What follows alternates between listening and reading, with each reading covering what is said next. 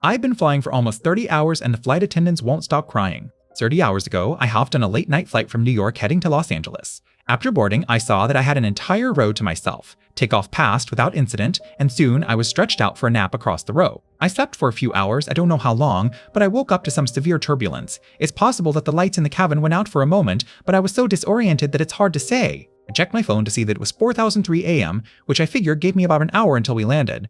When I looked out my window, I was shocked to see nothing but wide open ocean. My jaw dropped. There's obviously no ocean between New York and Los Angeles.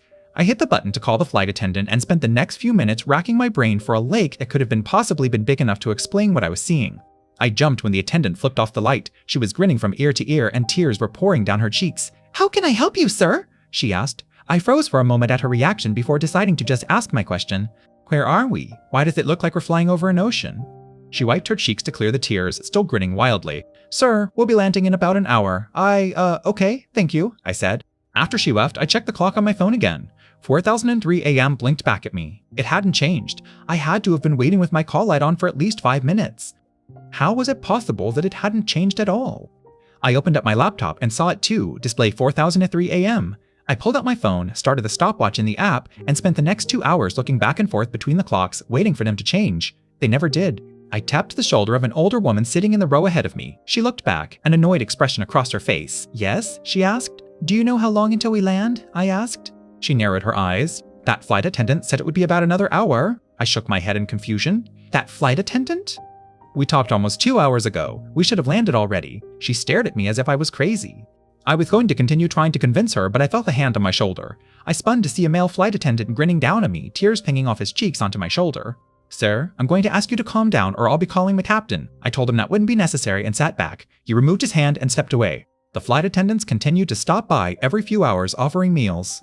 My stopwatch continued to tick up and is now telling me that I've been on this plane for more than 30 hours. I've explored all of coach and tried talking to some of the other passengers, but they've all told me that they're expecting to land in an hour or so. Same answer, every single time. Around 3 hours ago, I tried getting into first class. I made it past the curtain, but was escorted back by 2 grinning flight attendants. Their grip on my arms were like iron. "Sir, the seatbelt sign is on," one said. "Please remain in your seat with your buckle fastened. We'll be landing in about an hour." I had no choice but to go back. I'd just about given up hope when a woman came down the aisle dressed in a business suit.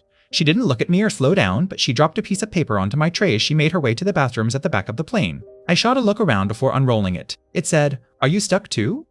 I pulled out a pen and wrote, "Yes, it's been 30 hours. I folded the scrap of paper up and set it on the tray closest to the aisle.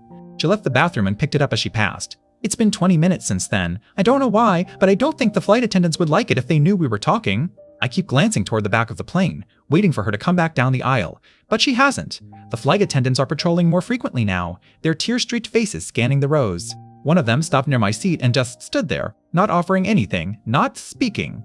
Smiling that wet smile, tears dripping onto the carpet. I think they saw the exchange. I think they know. I don't know why, but I don't think the flight attendants would like it if they knew we were talking. It doesn't matter. I have to do something. I can't sit here for another 30 hours.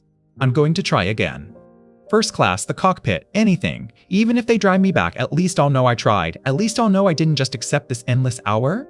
I'll update you all with whatever happens next. Part 2. More on raw Worcester Street. If you're reading this and you're on a flight that never ends, know that you're not alone.